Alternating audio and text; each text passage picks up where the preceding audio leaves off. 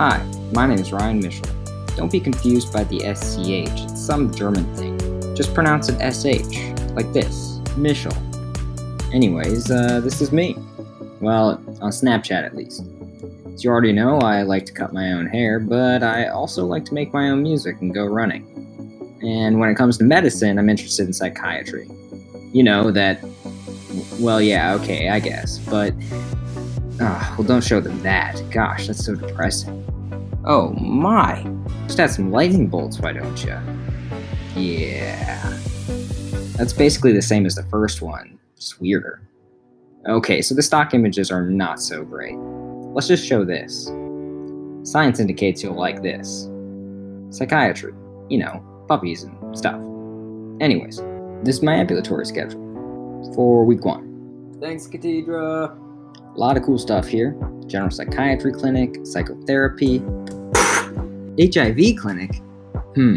I guess they just had a vacancy in the schedule and sort of filled the gap. Who knows? But I worked hard, memorized all my antiretrovirals, prepared myself for anything. Typical M3 stuff. But when I got there, they asked me to head in and conduct a mental status exam. Oops. Of course, I felt a bit silly, but really I'd just forgotten about the problem of induction. That philosophical concept popularized in the 1700s indicates the problem with making assumptions by inductive reasoning. You see, my clinical experience up to this point had indicated that the limitations of any medical practice could really be summed up in the name.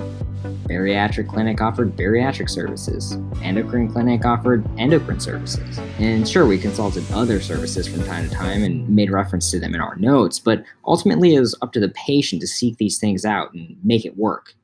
So I assumed that the HIV clinic should only offer HIV services. But I was wrong. See, this was a multidisciplinary clinic that offered psychiatric services in-house. Which brings me to my patient, Greg. Greg's had a pretty rough life. He contracted HIV a few years ago after being raped by 2 men at a party. Some pretty heavy stuff by any standard. He's managed to cope quite well given the circumstances, but understandably has some residual PTSD and anxiety. Greg had recently relocated to Richmond from Jackson, Mississippi, and was also visiting this clinic for the very first time. What he said to me that day resonated deeply and really redefined my notion of what holistic healing really means.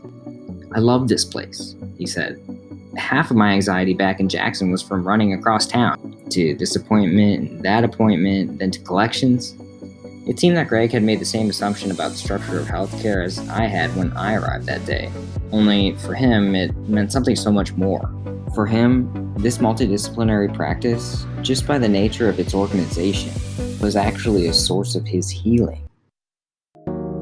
Why was it that we shared this assumption about the inconvenient nature of medical care? And how might we modify our current approach, not only to serve our patients better, but to actually promote the healing process? Maybe it's smaller and more numerous hub facilities. Maybe it's advancements in provider communication networks and electronic medical records. Maybe it's a total reconception of the infrastructure of healthcare. I can't be sure, but I, for one, am at least in favor of more, Thanks for watching.